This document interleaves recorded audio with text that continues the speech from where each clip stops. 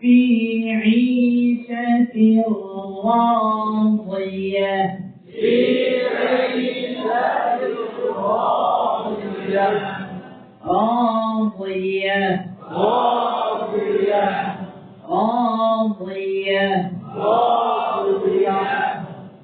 فأما من ثقلت موازينه فهو في عيشة راضية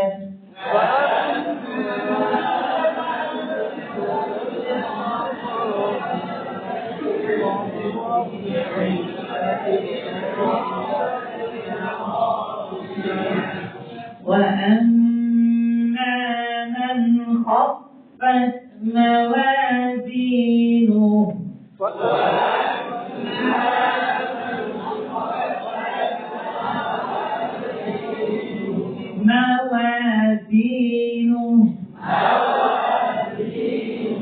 ويعرف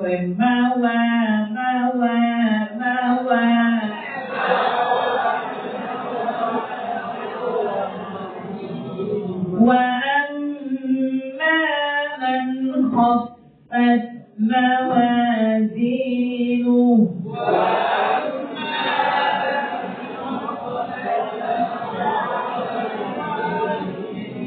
فأمه هاوية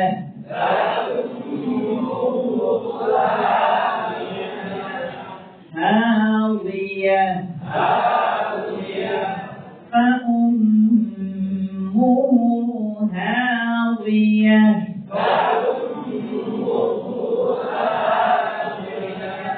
وأما من خفت موازينه فأمه هاوية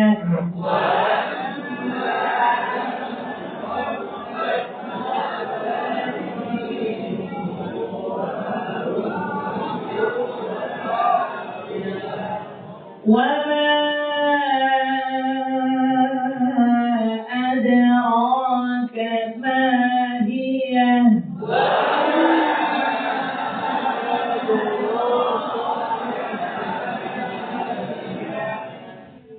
أدراك يكتب ما هي وما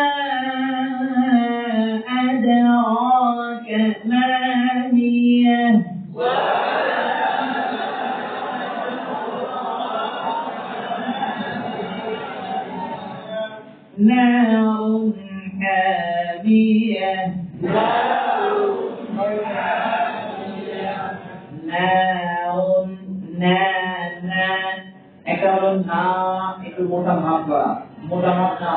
نار حامية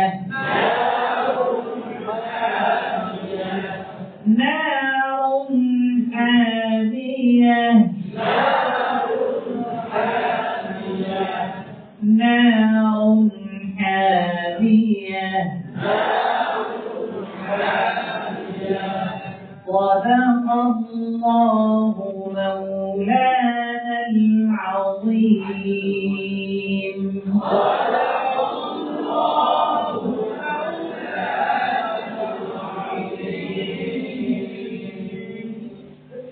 নিজের আগ্রহে মাখার বিভাগগুলো প্রাণের মধ্যে একটু প্রয়োগ করার চেষ্টা করবেন ইনশাআল্লাহ। এটা অত্যন্ত জরুরি। অনেকেরই আমি পরীক্ষা নেওয়ার পরে যা বুঝলাম, অনেকেরই পড়া এখনো দুর্বল রয়ে আমার মনে হয়েছে যে নিঃসন্দেহে এটা গাফলতি। কারণ এই সুযোগটা পাওয়ার পর, এমন সুযোগ জীবনে সহজে পাওয়া যায়? কি বলেন? এই যে প্রশিক্ষণের উদ্দিনায় যে এখানে সুযোগ পাইছেন, আপনাকে পড়ানো হচ্ছে, ঠিক করতে বলা হচ্ছে, নষ্ট করানো হচ্ছে, এরপরে যদি আপনি বাকি নিজের আগ্রহে একটু বাড়তি সময় করতে না পারেন, তাহলে যখন আপনাকে কেউ বলবে না, পড়ানো হবে না, মস্ত হবে না, কিছু হবে না, আপনি সম্পূর্ণ ভিন্ন পরিবেশে, ভিন্ন তারে, তখন হবে? কিন্তু তখন আবার করবেন। তখন আফসোস করবেন, আল্লাহ যে সুযোগটা পাইছিলাম ওই সুযোগকে কাজে লাগাই যেত, কমাত্মক কালামুল্লাহটা সুন্দর হয়েছে, আর বাকি সব সুন্দর হয়েছে। সেইটা নিঃসন্দেহে আফসোস করবেন যারা সুযোগকে কাজে লাগাননি। যারা কাজে লাগাইছেন আলহামদুলিল্লাহ, তারা ফায়দা হবে।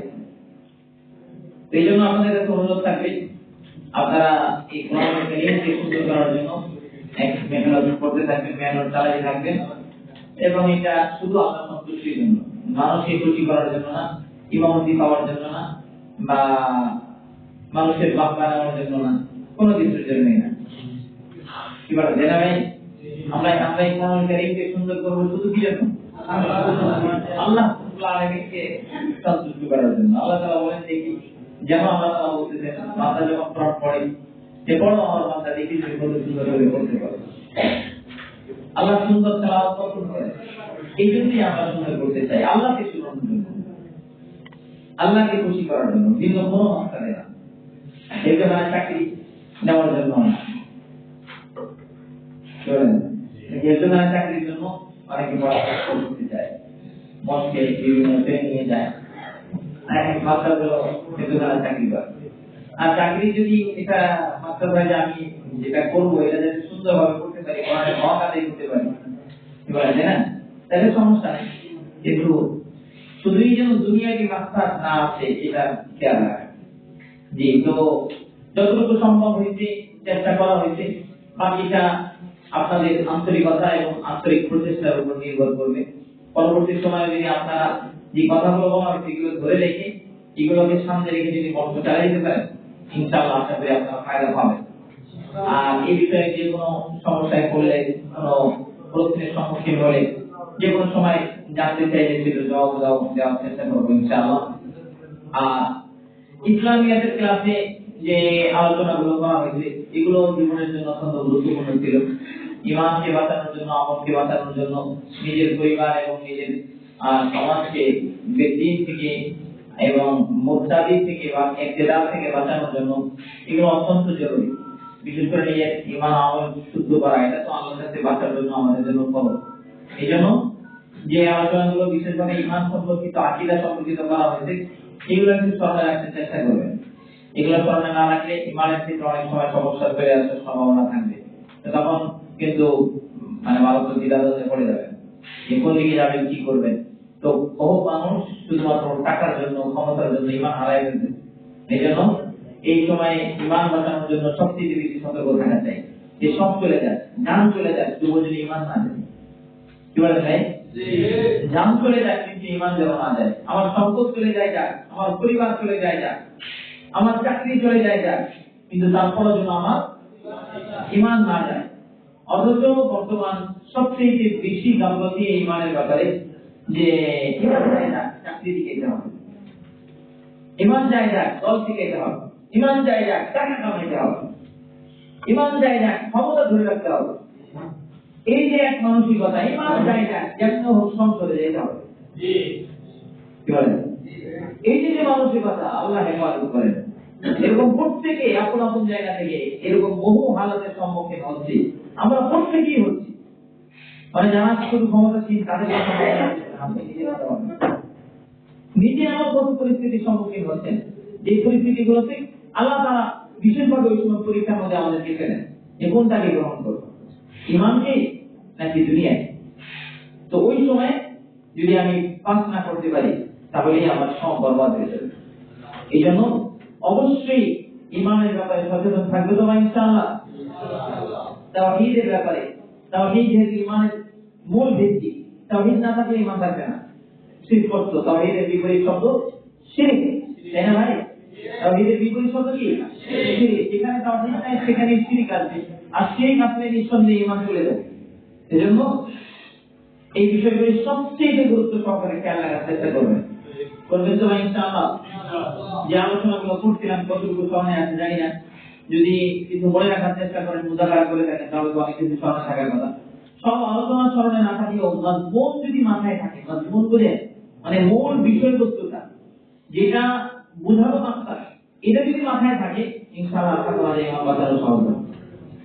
তাই আপনাদের এখানে নাকি গেস্ট আছে, মেহমান আছে, যেন আপনাদেরকে সাফাই করার জন্য বলা হচ্ছে। আপনারা 5 জন